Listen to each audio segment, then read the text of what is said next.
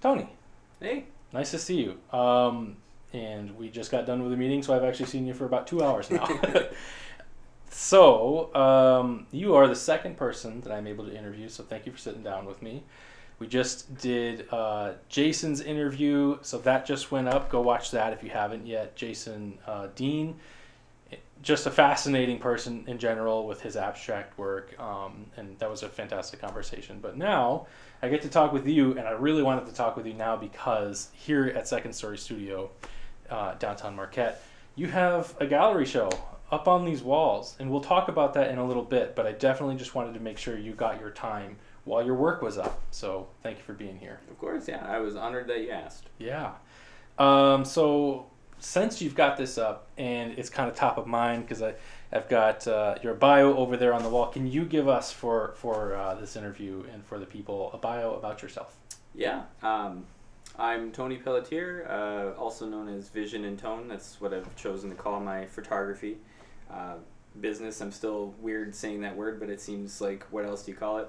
I'm from Negaunee originally and currently living in Ishpeming. So just generally speaking, UP native, and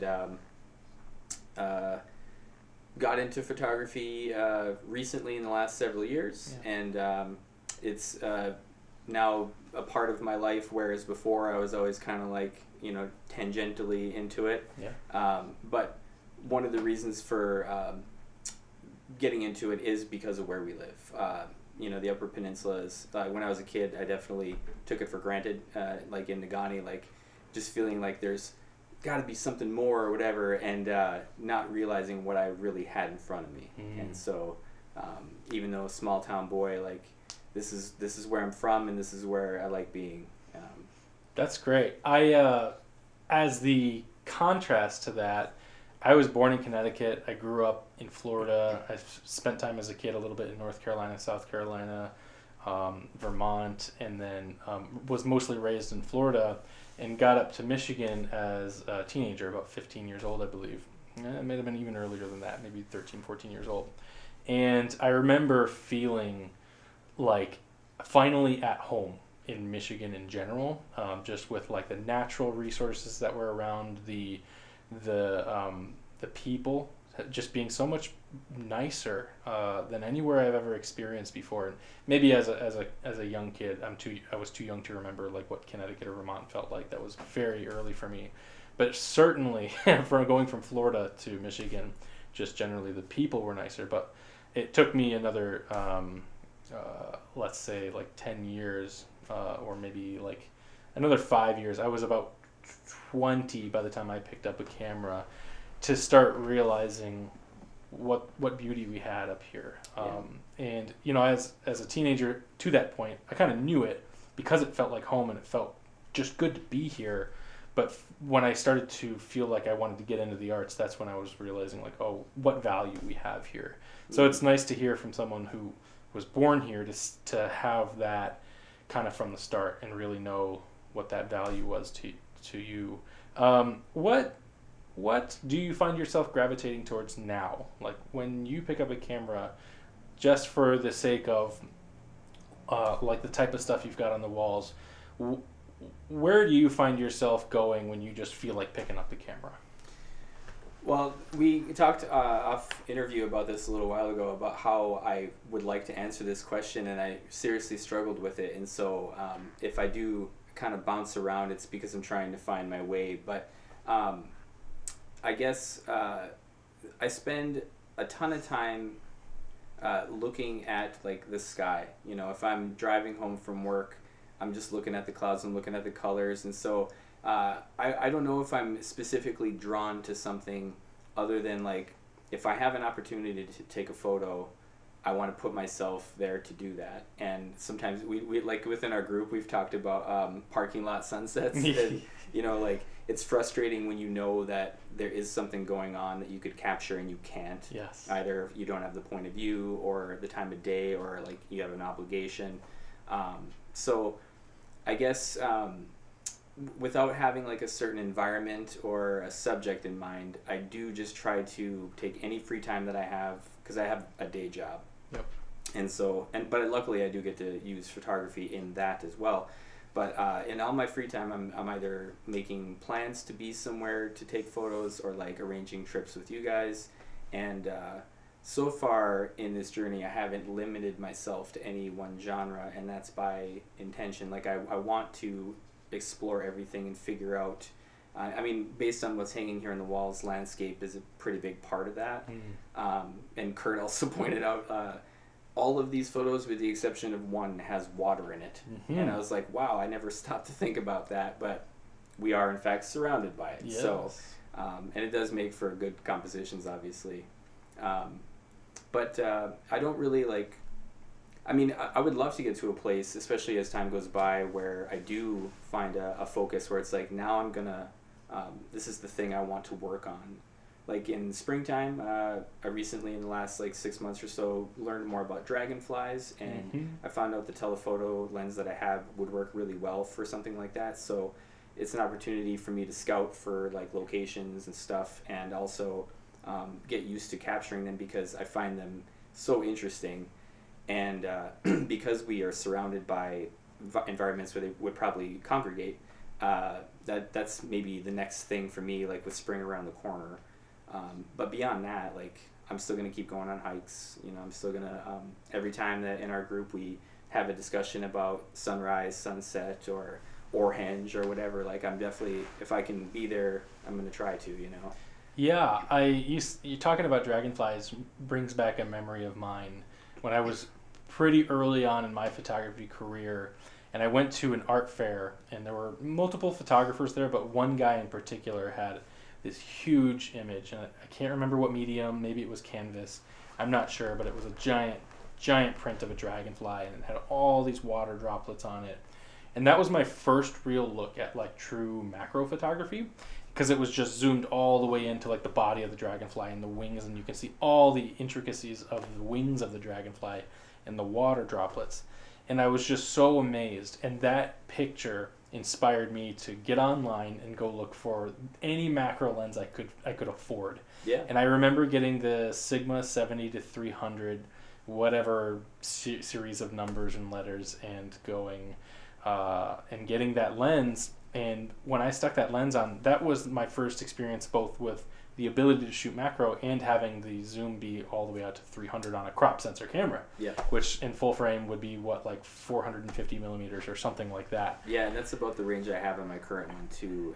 I think it's a 70 to 350 crop, and it's got really good reach. Yeah. There's a photographer who I follow on Instagram, Lens Objectives, I believe, is his account, and he recently posted some dragonfly stuff, so I commented, and he was nice enough to get back to me and say that I had expressed interest in getting a macro lens, and he said, this is actually shot with a telephoto, and because of the way that they move, it's actually maybe better to do that. Yeah. So even though I've had that brand new Sony in my wish list, I'm not in any rush to get it at this moment in time, just because if what I already have works, then you know, we'll see. And you know, it's only after you do it for a while that you realize, you know, you could just buy the new fancy thing, or you could actually figure out that it's necessary, you know. And this is going to flow into another part of conversation I want to have with you, but that contrast to me, where I saw something and my instinct was, my access to this is go buy the equipment for it. Whereas maybe now with the wisdom that I have over the last, I don't know, a decade and a half of shooting, I would tell my younger self, take what you've got and do everything you can to learn about the environment that is required to shoot in, and everything about that subject. So learn about the dragonflies, learn about the environment, and do the best you can with what you've got until you feel like you're at a wall. Right. And then go buy what you need to buy. My younger self would not have listened to that advice whatsoever. No. Same. But when I say this is another part of conversation that I want to flow into, it's perfect because your photography and your start in it is so fascinating to me, because I remember feeling, compared to the way you've seemed to advance in photography just in the time I've known you, you're like in this accelerated rate where I remember like every day being on photography forums online in 2012 and 2013 and learning at what feels like now a snail's pace. And like I look at my work between 2012, 2013, 2014, 15, and it just is such a slow progression to getting better, even though at the time it didn't feel like that. And so it's just like I admire your like tenacity to get better constantly, and it just shows in your work. So can you speak to like how you learn through this? Sure. Yeah. I mean, the last thing you touched on, like tenacity, you could use another word, and that's just like do the work. Yeah. You know, and speaking of like younger selves versus older selves, like that's definitely part of wisdom in older age is that, and so one of the hardest lessons I've had to learn in life is that everything is hard work, basically, and you know, it doesn't apply to any measure of your life, and if you want to improve things, you have to do the work. Basically, you can't. It's not just going to come to you. If there is an accelerated rate, for me, it could be that the resources available now publicly, like YouTube specifically, have probably advanced quite a bit, I would imagine. People are maybe more forthcoming with information than they would have been, like instead of being like guarded about it, or people have monetized the ability to teach online for free for the consumer and for the viewer. So that you're right. Not just out of the goodness of their heart. Right. Yes. So that's probably part of it. And then I really cannot overstate the value in like meeting you, everyone within the Finch group, your Discord community, Corey, Kurt and Taryn in the studio. Like all of that is part of it because I get to be a sponge. Yeah. You know, there's a lot of diversity in our group. There's different skill levels and genres represented. We actually learned more about a new person today that it's like, wow, I never even thought about that. And so it's multiple things. Of course, it's my interest in it. Like I finally found a creative medium that I'm drawn to. Like every moment of my free time, I'm thinking about it, whether I'm working on my website or researching gear or, you know, scouting for a new place or whatever. And then also going out and doing it. So like, you know, I know some of the people in the Discord group, for example, have a educational background in photography or like some experience of like taking classes. I've gotten none of that. And, you know, college was a long time ago for me. I went for a semester, did not take it seriously because, again, younger me, no discipline. So, which also ties into the hard work part of it now, because in the last maybe 8 or 9 years of my life, I have really trying to get better in every area of my life. And photography, like I can take it seriously now. I can drop $1,000 on a camera and know that it's not just going to sit there. I'm going to use it and I'm going to, you know, do something with it. And so being older now, I appreciate all of it. And, you know, there's no limit to what you can do with these tools, and so I'm also fascinated by that. You know, like initially when I bought the camera, I wasn't thinking about shooting dragonflies, for example, but now, you know, I want to try everything too to figure out like which one of these things calls me the most, or like, you know, is going to help me develop an actual style, which, you know. And that's what I see in you, making me remember aspects of photography that no door was ever closed, right? Like when I found a new article on whatever photography forum website I was on about using your camera to do this weird thing, I was into it for like the next week or month or whatever. I was like, okay, this looks cool. Let me explore this. Because at the time, Instagram was basically brand new. Yep. And so you weren't seeing a lot of like explorative work or masterful work on social media at all at the time. You were really seeing it in published magazines and publications on those like forum sites. And so the resources were a little different. But let's rewind the clock a little bit. Tell me about the first time you even wanted to pick up a camera. What inspired that? And go from there. Sure. I did think about this a little bit because I watched the interview with Jason last night, and he and I have like a similar trajectory in the fact that it started off with like being mildly interested and then getting more serious, and then like the camera purchase happened. So like, you know, I used to work at Snyder Drug in Nagani years ago, and I bought a film camera when I was there, like a cheap $30-$50 one. And, you know, we actually had film development there where you could drop off a roll and then get it back, you know. So I did that for a while, and nothing awesome was ever taken. But there are photos of me, like you can tell, like I'm staring up at trees in the middle of fall and like trying to like make a composition. But you know, it's all garbage. But like it was always in the back of my brain, and you know.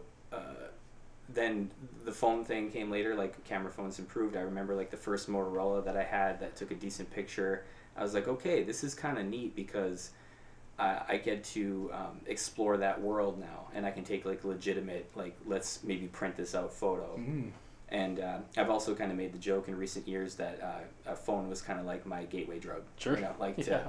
but it wasn't until 2023 when I was looking at Instagram at another local business that is in the same world for my day job, and I noticed the quality of the photos that they had were better than mine. And at the time, I'm still taking photos on my phone for the Instagram account. I handle a lot of the social media, and I felt like if I'm gonna do this every day as part of my job, I want to take it seriously. And so maybe it's finally time to get that camera. Sure. And so then that's when the research phase began. And you and I share similar interests in regards to like technical things and specifications, and like so the research part is fun for me. Yes. Because it's like let me learn as much as I can about this topic, and then I bought the Sony ZV-E10 with the kit lens and an 11mm prime crop sensor. And then it was just going out and shooting. And so the first, I'd say, 2023, this was just me learning how to use it. Not even like exposure triangle stuff yet, like not even that simple, but just like turning the damn thing on, like Yeah. what happens when I do this, Yeah. and let's not even get into Sony menus, right? And so there was really no progression in that. But that's when I knew like I had the equipment now, right? Can we go back to that disposable camera? What prompted you to even spend $50 on a disposable camera at that time? What were you seeing that got you thinking about it?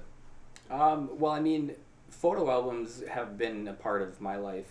I don't know if people still do that, but they're great because you're capturing memories. Yeah. And I've got photos of my grandparents and aunts and uncles and stuff that I took at the time that now that they're not so much in my life, I can look back on these and be like, I took that photo and I remember that, and in the moment it probably wasn't paramount to me, but now, I mean, there's so many different applications for photography. Like at our group earlier too, Richard's thing with like his personal story, like that's an angle in itself. Like you can literally tell a story. Yeah. And so like that wasn't anywhere on my radar back then. It was Right. more about just capturing memories and moments, and that's good enough. But And I ask that because I see lots of creative work come out of you. And so I'm curious, was there an aspect of creativity that fueled any part of that start, or were you just more interested in documentation? well, this might warrant another more backstory. So like I mentioned going to Northern for a semester, and that was only because an opportunity was presented to me. A very good friend of mine, his mom was like, I can get you these grants, to help pay for it. Because it was not even, college was not a thing, I barely took high school seriously. But the one thing that I always took seriously was art and drawing specifically. So like, I would draw all the time. And I wouldn't say that anything I did back then is worthy of like entering a gallery show or anything, but like it was the thing that I did like inherently without thinking about it. And I had 2 art classes back to back in high school, and one of them was ceramics. I never made a single thing in ceramics class. I drew the whole time, and I still got an A because I was actually doing something, and I think that our art teacher was forgiving in that way. Sure. And so like the creative part of my brain has been active my whole life. Okay. But applying it to something that stuck, that I was driven to do and look forward to and wanted to improve on, wasn't there. As a young person, there wasn't a lot of drive or discipline to do much of anything.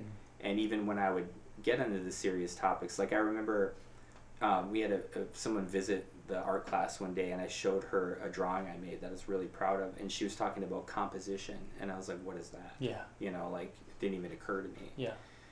And quite often I would show people things that I thought were cool, and they'd look at it and immediately go like, what is it? And I'd be like, does it matter? Like, do you think it's cool? And so like I struggled with like finding my place back then. Even like I knew I enjoy making stuff, whether it's, you know, a drawing or nowadays it's more like computer design stuff and photography, whatever. I like that because you get to bring something from inside and show people like this is my approach to said thing, you know. You're reminding me now of memories I have of also being so interested in wanting to draw. I remember being like 14 or 15 in high school, starting out with like a little notepad, and I took like one art class in high school and didn't really learn anything from it at all. As far as art goes, I learned nothing until I was starting out in college a little bit, but that was all self-driven. I was looking for resources myself, not really using college as a good platform for learning about art at all. I even took an art history class, and that really had no effect on what I do with my art now. But as a teenager, I was drawing constantly and terrible at it. And I was always so envious of these other kids in my school who seemed to be so naturally gifted at drawing. And I knew my stuff was just like not even close to what I would consider good compared to those kids. But I kept doing it because I thought it was kind of fun. And I could feel like I was getting a little bit better and a little bit better. But I hit a plateau at some point.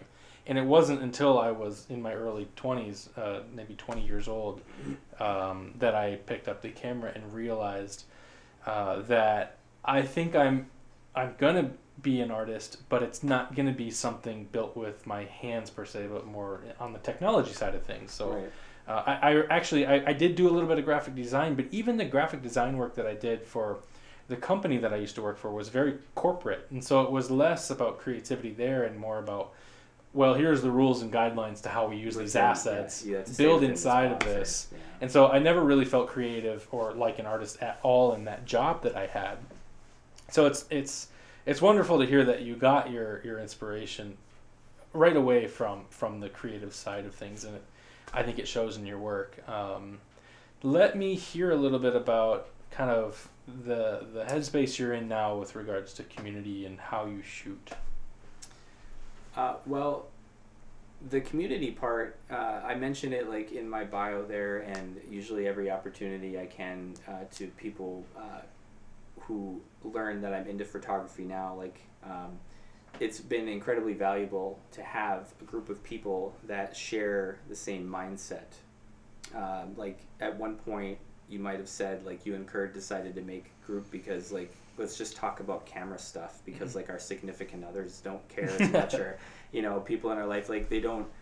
There's a side to it where like their knowledge or interest ends, right? Yeah. And there's the rest of us who are just like, I want to know about this lens or whatever.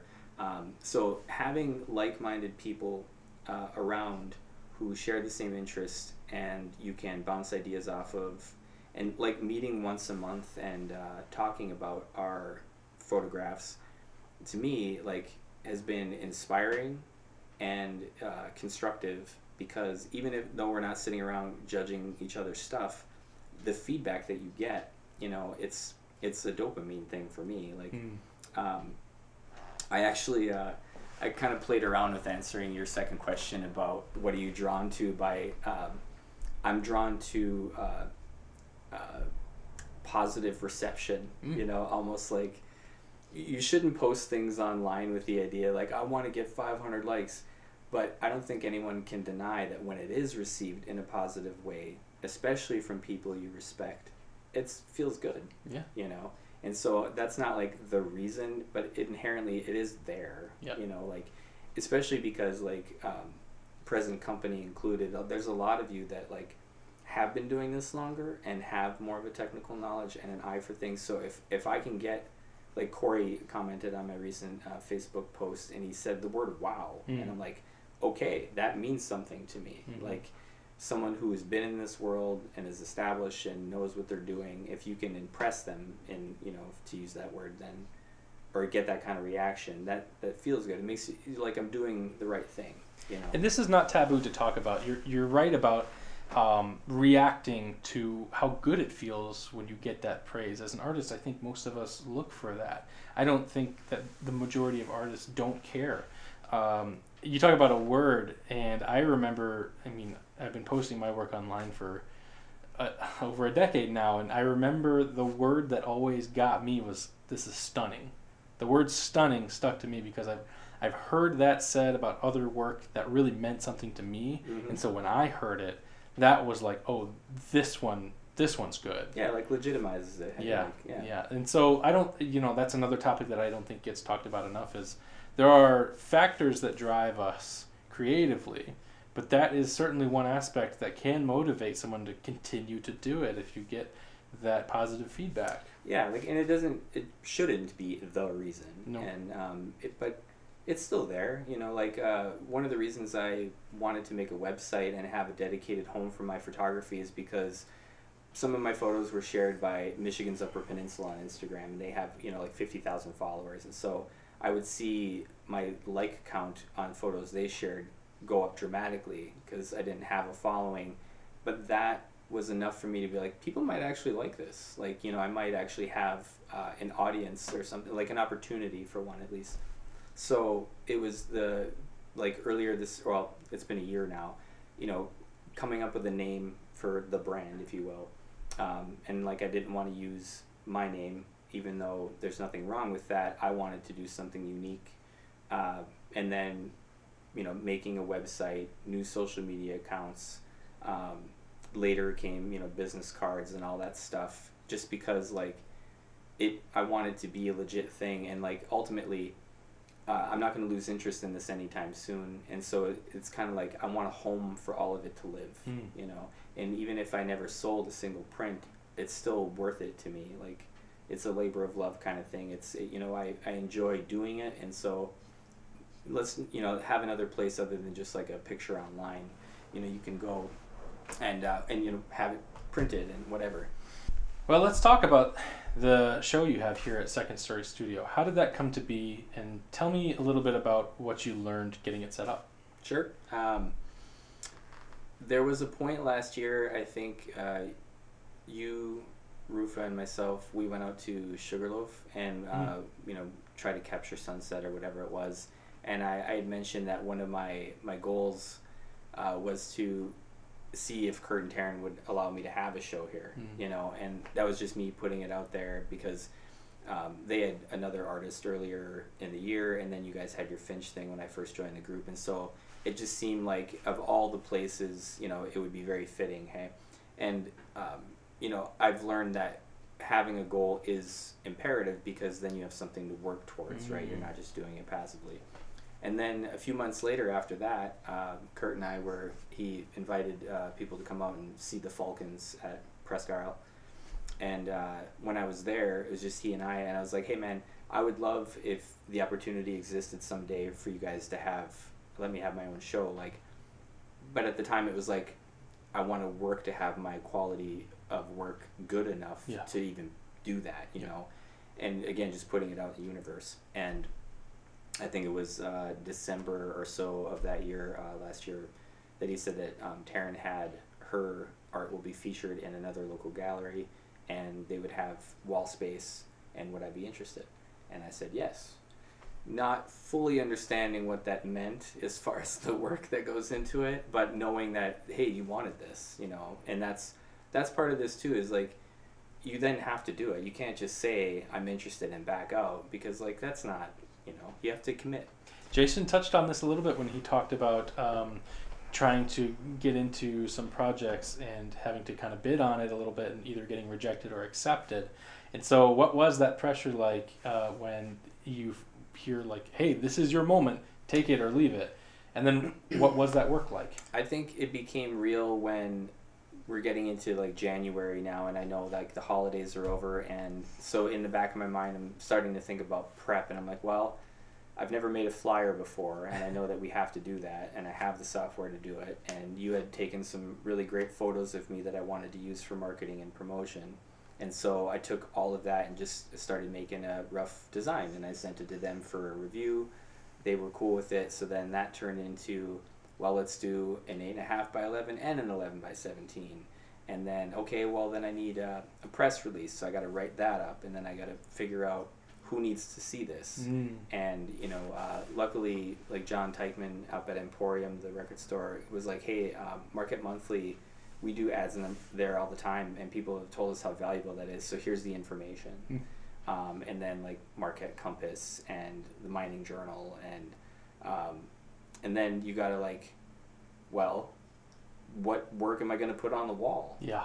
So that's part of it. And then what medium is it going to be in? Am I having Kurt print these out and then framing them? And I found out that that is incredibly expensive if you want to do it custom. And the Discord group was very helpful there for people who have done that in the past and kind of going over. So ultimately I decided on a mix of paper framed and then also metal prints that were purchased online.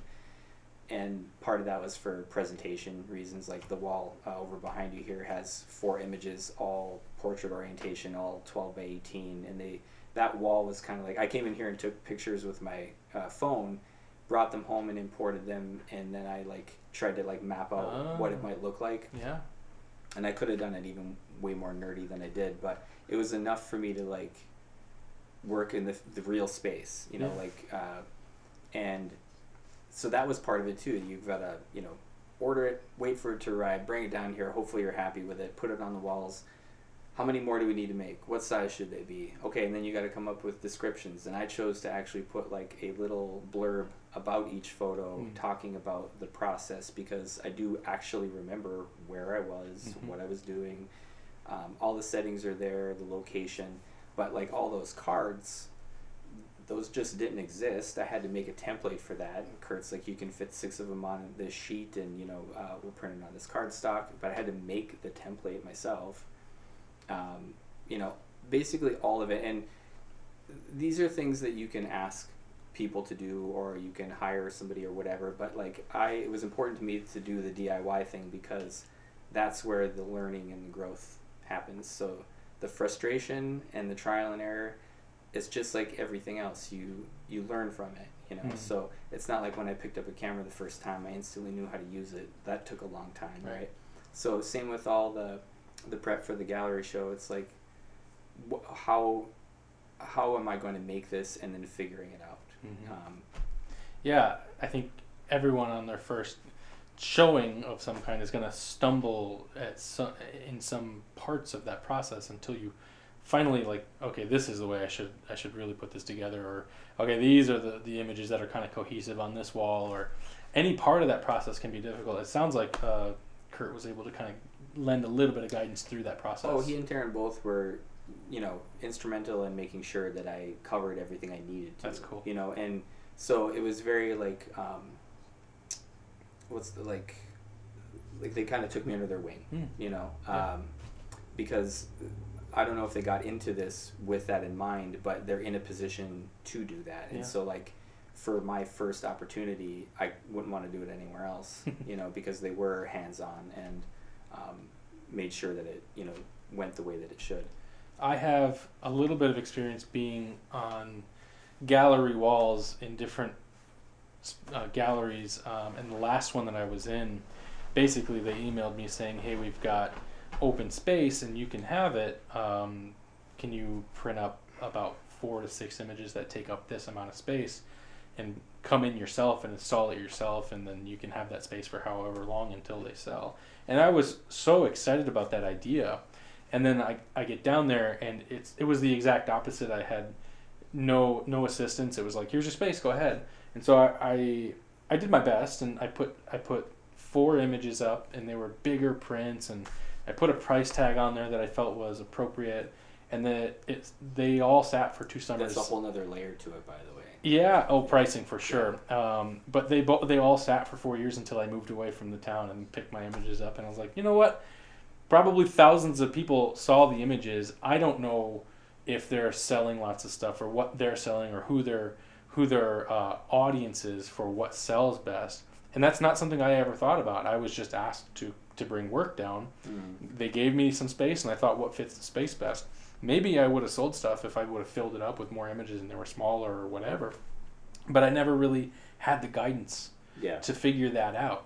I was happy to have the space, and it was cool to like post it online and say, hey, my work is down here among this other great work from people who were pretty popular in town, and I felt really proud to be among that crowd. But selling work and pricing work and having that expectation on that side of things is another monster to setting this up. It's like, yes, you did the work. The work is on the walls. There is that hope that people then buy the work, right? Yeah. Or maybe people do that and know that, no, this work is not for sale. I just need it published and I want it seen. Right. But I think most of us kind of hope you sell some too. Yeah, I mean, because that's the ultimate reward. You know, it's way more valuable than a like on social media. It's someone is going to put that on their wall. So tell me then, what was that process like to figuring out what images and what formats was people coming in and buying it a factor in what you chose? Well, in that regard, I wanted to mention that, you know, photography is still a hobby. I do think that maybe I'm teetering on the prosumer side of things. Like, I don't consider myself a professional. I wouldn't dare say that. But, like, I do take this very seriously. And, but going into it with the idea of making money has never been the point, because I'm just going to set myself up for failure and disappointment that way. So it's kind of like low expectations. Same with the gallery show. Like, the way I thought about it is that's just that many more eyes on my work who can take a business card if they want and go to my website or whatever, that they would have never known who I was otherwise. It is a very saturated world, even in Marquette. You know, like, lots of people do photography, and most of them are incredibly talented. So trying to stand out, that takes effort, right? But I just figured, even if nothing sold, I still got the experience out of it, more eyes on my work, and then maybe that turns into something. And like pricing and stuff too. That I actually made a spreadsheet, because I figure you have to have like consistency in it as well. And, you know, there's a podcast that Kurt turned me on to that was very helpful on that. Like, they have their percentage markup for gallery sales, which is on the low end from what I understand. So that's another part of it too, is like, I don't know what the markup is. You know, like, I've never gone through that, and I don't have any association with anybody who runs a gallery. These are my people, you know. And as far as like choosing I wanted big prints, because when you look at, you know, an image on a phone, it doesn't do it justice for most landscape photos. I think we can all agree on that. And then even on a computer screen, it's not quite the same. You get, you know, a better experience that way, because you can zoom in and whatever, and hopefully you have a big monitor. But the physical print is where it's at, because then it's as big as you want it to be. The amount of detail that is there is visible. You can stand this far away from it and see it. And so I wanted big images. Like, these ones over on the wall opposite us are 17 by 22, because that's the largest they can print here. And I love that, because you see so much more. Trying to frame that size photo, not great, you know, from a cost perspective, and even like matting and framing and stuff. So like the metal ones that I went with were 12 by 18, because they were a good price range for me, and I figured as far as actually selling something, I want the bar to be relatively low, because I don't know what people's budget is and how much they're actually willing to spend. And so going too big, if I made something 24 by 36, I think it would look great and I'd be content with it, but is anybody going to buy it? Yeah, I think I've done some work for people who saw an image and said, hey, I would love to have this at 36 inches or whatever. Just tell me what it is and I'll buy it. And those are great customers to have, but then you do have to figure out, okay, what is an appropriate price? Am I going to say a number that just totally shocks them and turns them away? In the past, I have heard different things like take your materials cost, double that, take a fair labor cost, maybe it's minimum wage, whatever, and then double that, and then you're in the ballpark. Or take whatever that number is and then triple it, and you're in the ballpark. And that can be extreme because maybe someone does want a 36-inch on whatever, and it's hundreds of dollars, and you have to say this is $1,500. But there is some amount of integrity to that, and respect for the art, and the respect for your time and your craft and all the experience that led up to that. And so I think for most people, it's price at how you think is fair. But there are, I think for me, there were different guides that I listened to along the way, and feel like that is what I've stuck to. I don't think I could be the person that puts a $10,000 price tag on a print, right? And I don't know that maybe it is for you, but I don't think I could ever be comfortable with. Well, and that's another area for debate, because in I think it was the podcast that Kurt recommended, they talk about how there could be an artist, a photographer, whatever, that is undervaluing their work and then making everybody look bad. Yeah. You know, and from the like, there's a fair cost, I'm sure, across the board that most people can agree on. But then said person's like, I don't really want to make that much money, so I'm just going to charge this. And that's good intentioned, absolutely, right? But then they're also saying, well, then everybody else's stuff is more expensive. It skews the idea of what the market should look and like. I didn't want to be that guy, that's for sure. So like, but then on the other end of what I was just talking about, like, who can blame the person who puts a $10,000 price tag on a print and then it sells? Right?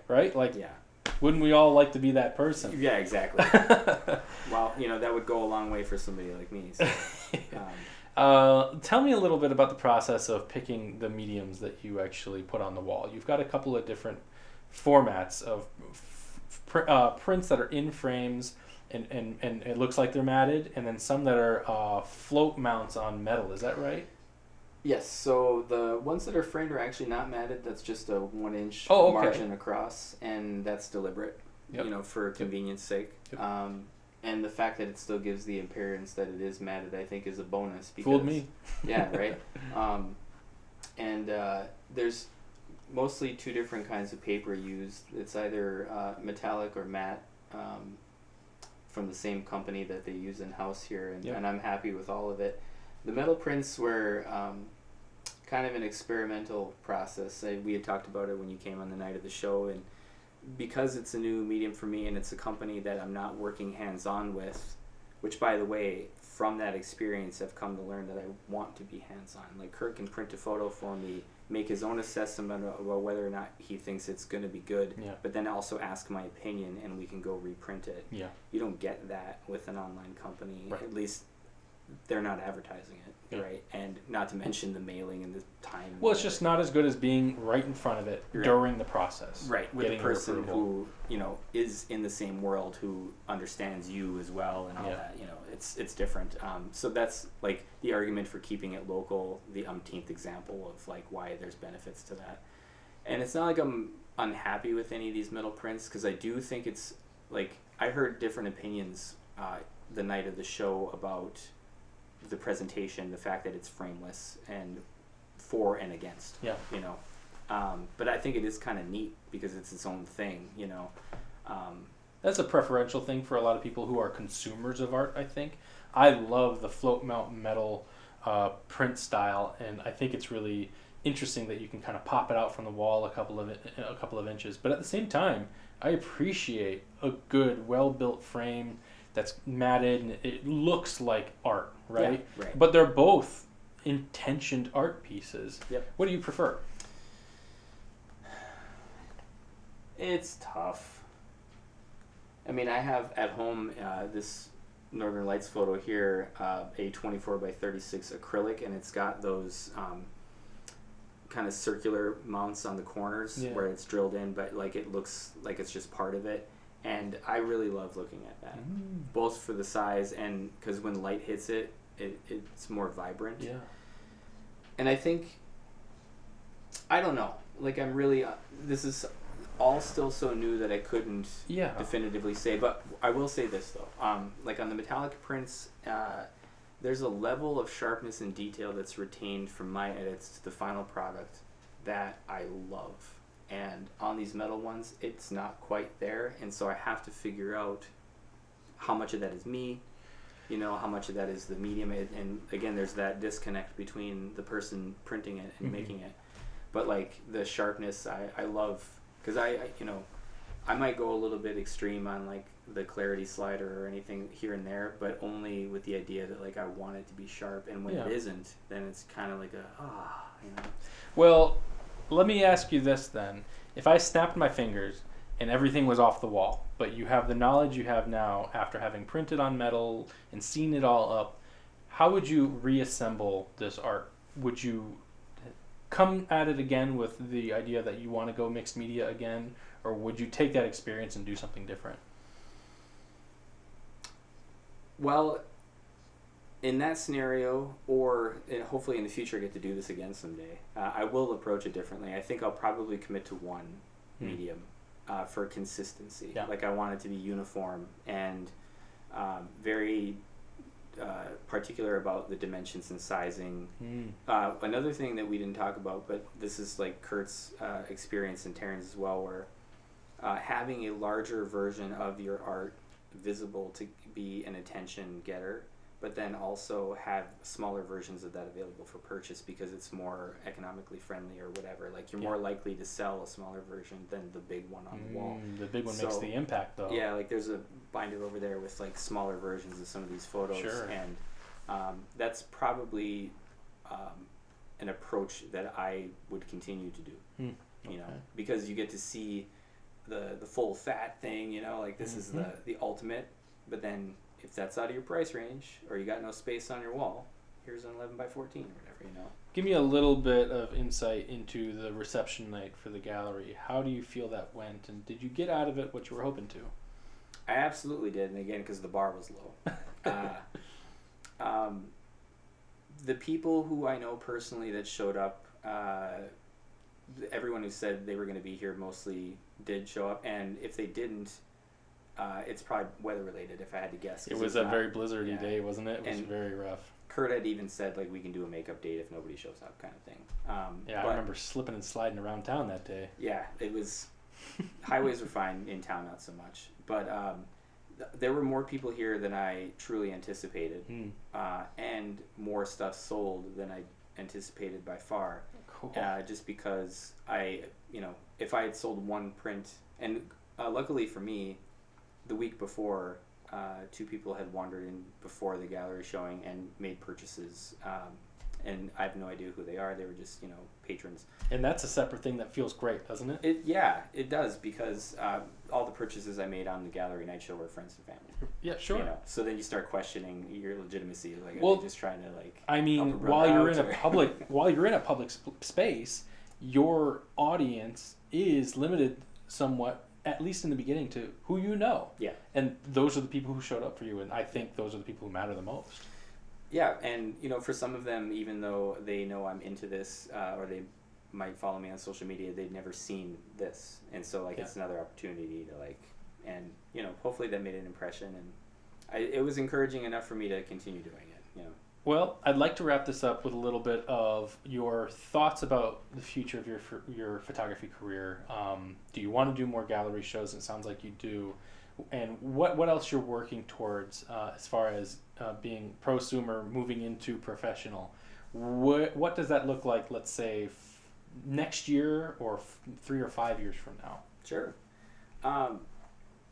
I thought about this even before I had your questions in mind. There's a documentary that I bought and I've seen many times now called Scratch from 2000, 2001. It's a turntablism documentary. Okay. And there's a guy in there, DJ Kubert, who he talked about early in his career. He and his crew, they got all the accolades, they won all the awards, all the competitions. And he said nowadays he's like I'm paraphrasing, but like a soul searcher. Like he wants to be better than he was the day before. And even like my 19, 20-year-old self really dug that, because it's the best way to look at things. It's like I'm only trying to outdo the things I've already done, And in the photography world, there's still lots I haven't done. There's so many things. So I guess continuing to refine every aspect of the process. Sure. Whether it's having, better gear that will get me that result I want, or, processing tricks that I didn't know, or approaches. I want to go visit more places. I mean, I still haven't seen every landmark in UP, and I'm from here. Mm. So like I was watching some Nigel Danson this morning as I'm having coffee, and the moment I see him outdoors somewhere, I'm like, we got to plan a road trip. Yeah. Like we got to get out, So going to new places, capturing them the best I can, making the best end result photo that I can. The technical side of things, like the stacked photo over there, the composite, like that was something that we went out and shot the Milky Way, and I was like, I want to do a blue hour foreground and all that stuff. Like the fact that I know it's possible means that I want to do that now.